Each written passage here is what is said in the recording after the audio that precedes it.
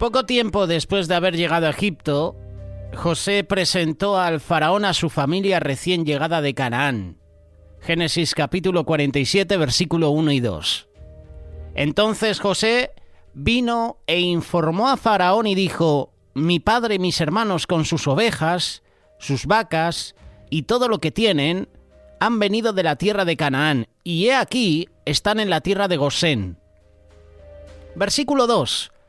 Y tomó 5 hombres de entre sus hermanos y los presentó delante de Faraón. Curiosamente no llevó a todos delante del rey, sino solo a 5. Antes de hacerlo, José les instruyó lo que debían decir. Génesis capítulo 47, versículo 3 y 4. Entonces Faraón dijo a sus hermanos: ¿cuál es vuestra ocupación? Y ellos respondieron a Faraón: tus siervos son pastores de ovejas, tanto nosotros como nuestros padres. Dijeron también a Faraón: hemos venido a residir en esta tierra porque no hay pasto para los rebaños de tus siervos, pues el hambre es severa en la tierra de Canaán. Ahora pues, permite que tus siervos habiten en la tierra de Gosén.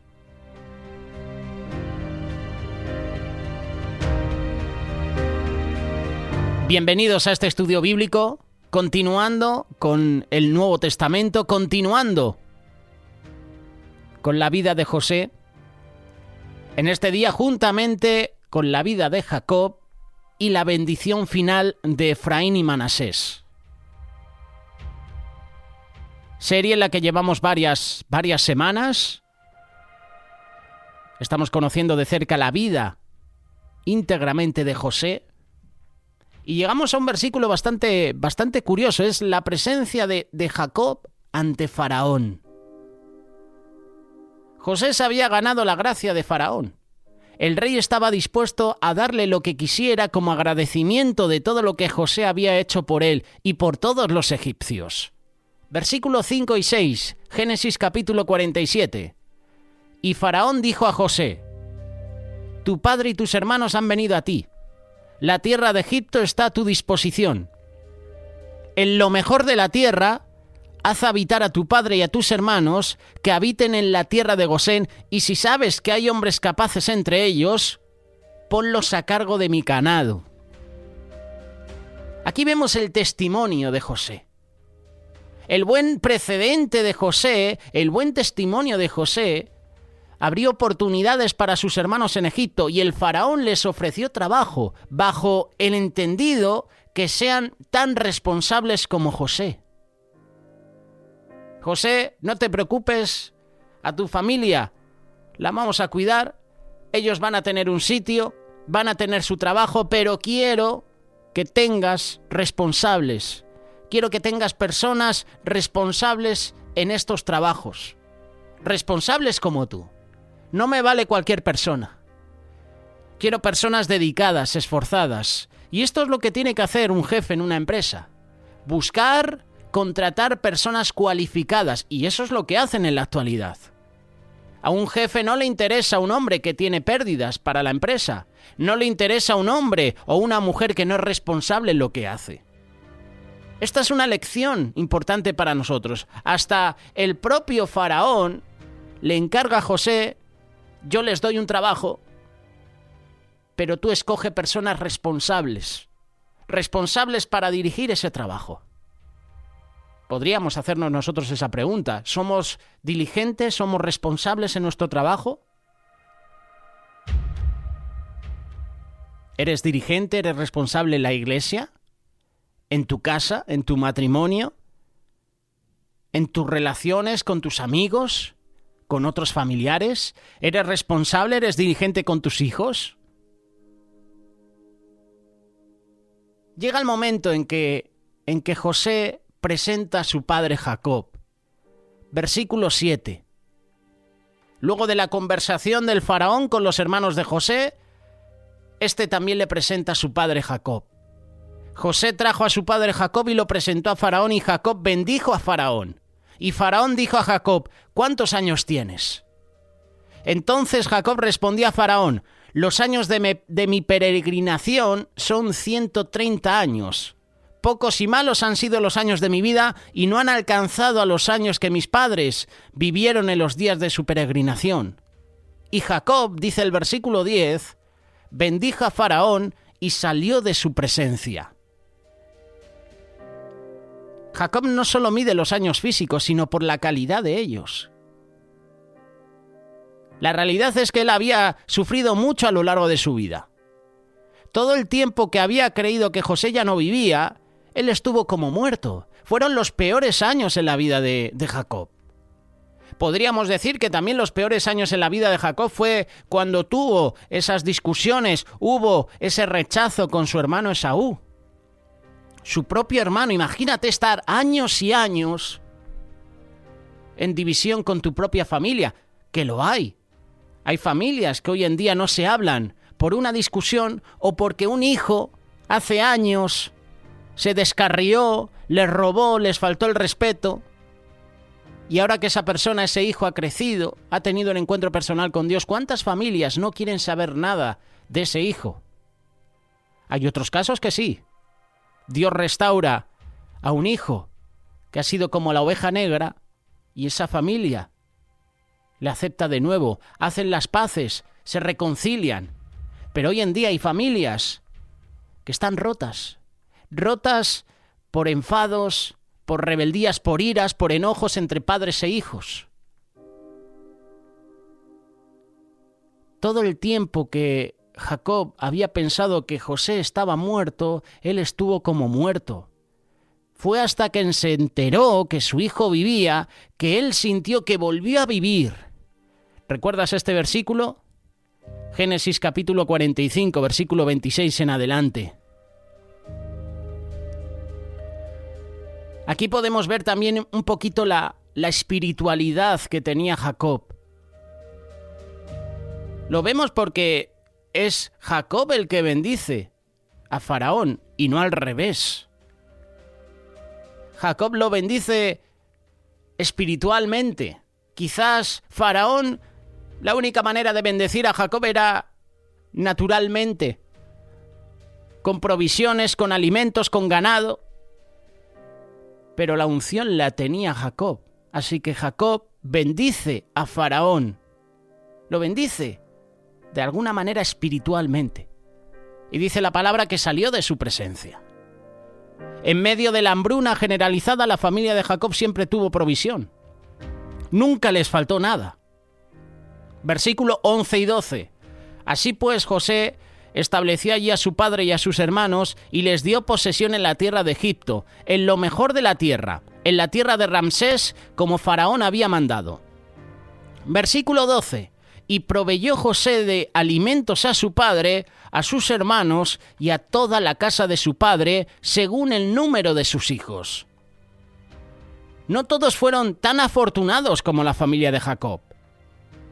Dice el versículo 13, Génesis capítulo 47, no había alimento en toda la tierra, de modo que el hambre era muy severa, y la tierra de Egipto y la tierra de Canaán larguidecían a causa del hambre. Y José recogió todo el dinero que había en la tierra de Egipto y en la tierra de Canaán a cambio del grano que le compraban, y José trajo el dinero a la casa de Faraón.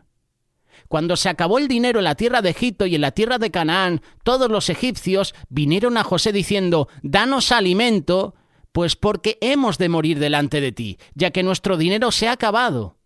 Entonces José dijo: «Entregad vuestros ganados, y yo os daré pan por vuestros ganados, puesto que vuestro dinero se ha acabado». Versículo 17. Trajeron pues sus ganados a José, y José les dio pan a cambio de los caballos, las ovejas, las vacas y los asnos. Aquel año les proveyó de pan a cambio de todos sus ganados.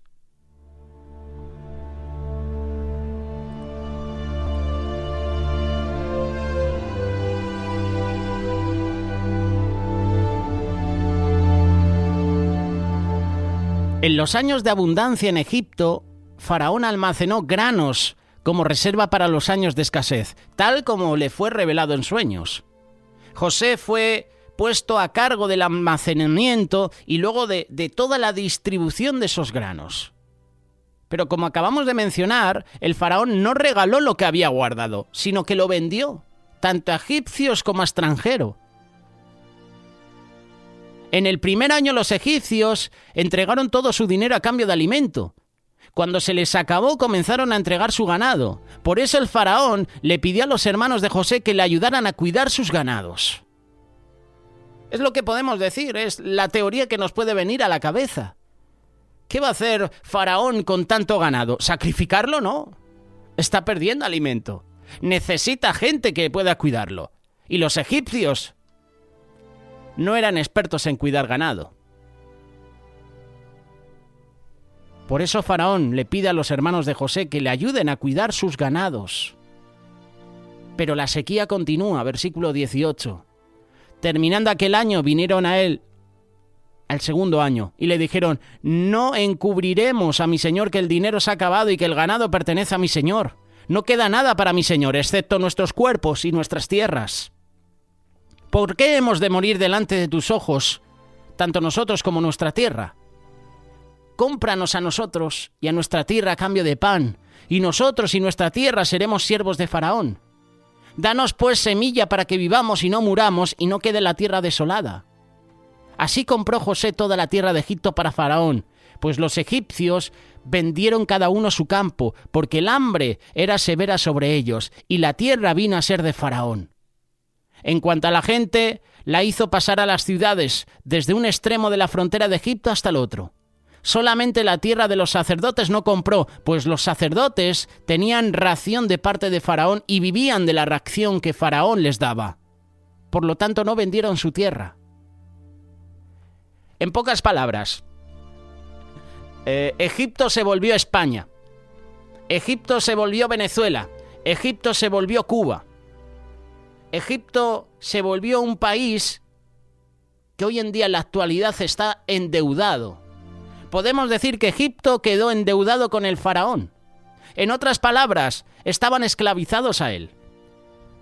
Como España ahora mismo con la Unión Europea.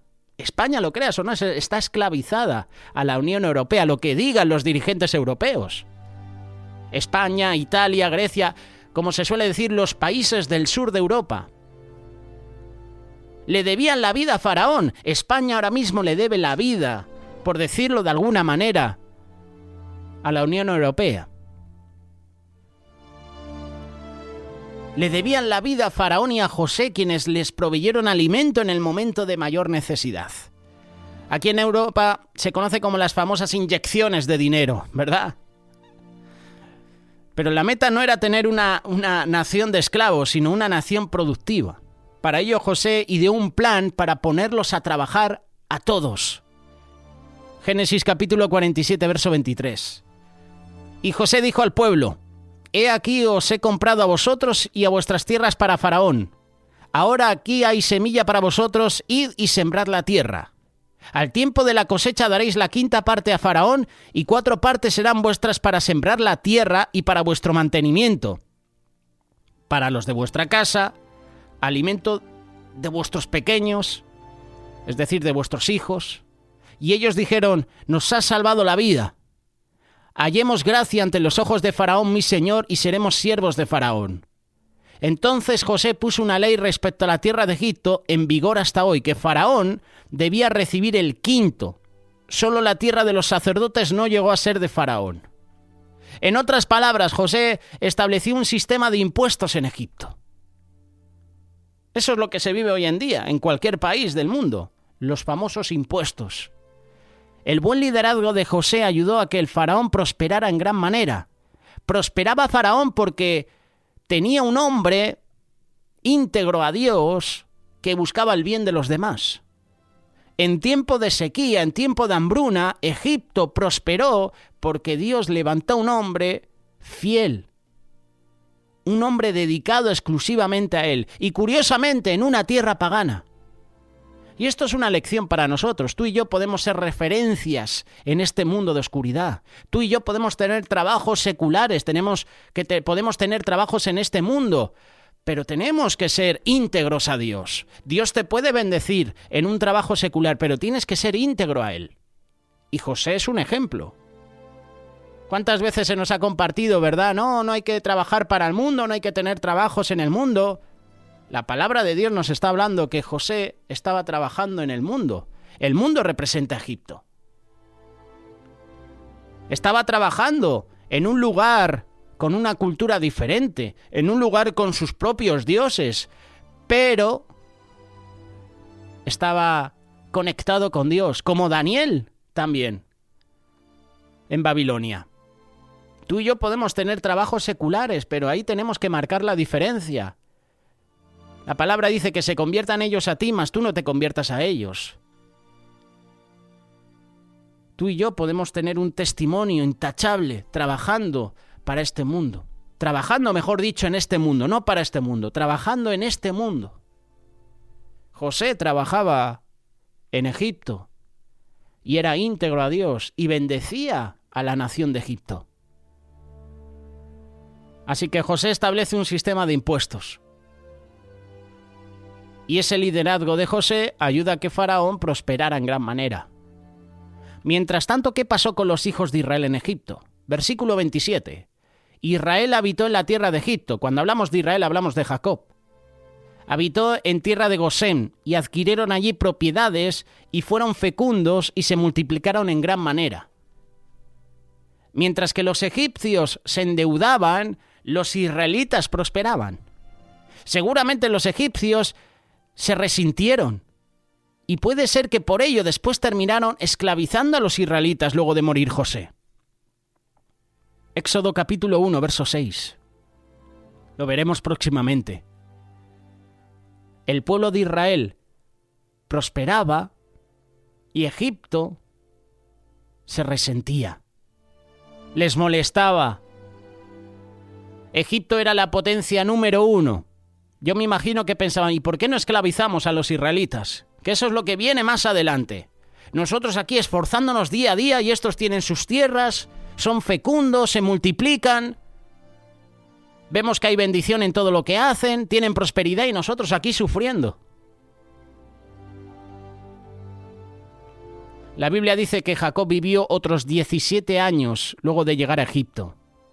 ¿Podría decirse que Dios le devolvió a Jacob los años perdidos de José? No sabemos a qué edad los hermanos vendieron a José a los ismaelitas. Puede ser a los 17 años. Desde ese momento que Jacob pensó que su hijo estaba muerto, podrían ser 17 años. Pues la Biblia dice que Jacob vivió otros 17 años. Génesis capítulo 47, verso 28. Y Jacob vivió en la tierra de Egipto 17 años. Así que los días de Jacob, los años de su vida fueron 147 años. Jacob ya no volvió a regresar a la tierra prometida. Sin embargo, él quiso asegurarse de ser enterrado junto a los patriarcas, y para ello le hizo jurar a José que llevaría sus restos a Hebrón. Génesis capítulo 47, verso 29.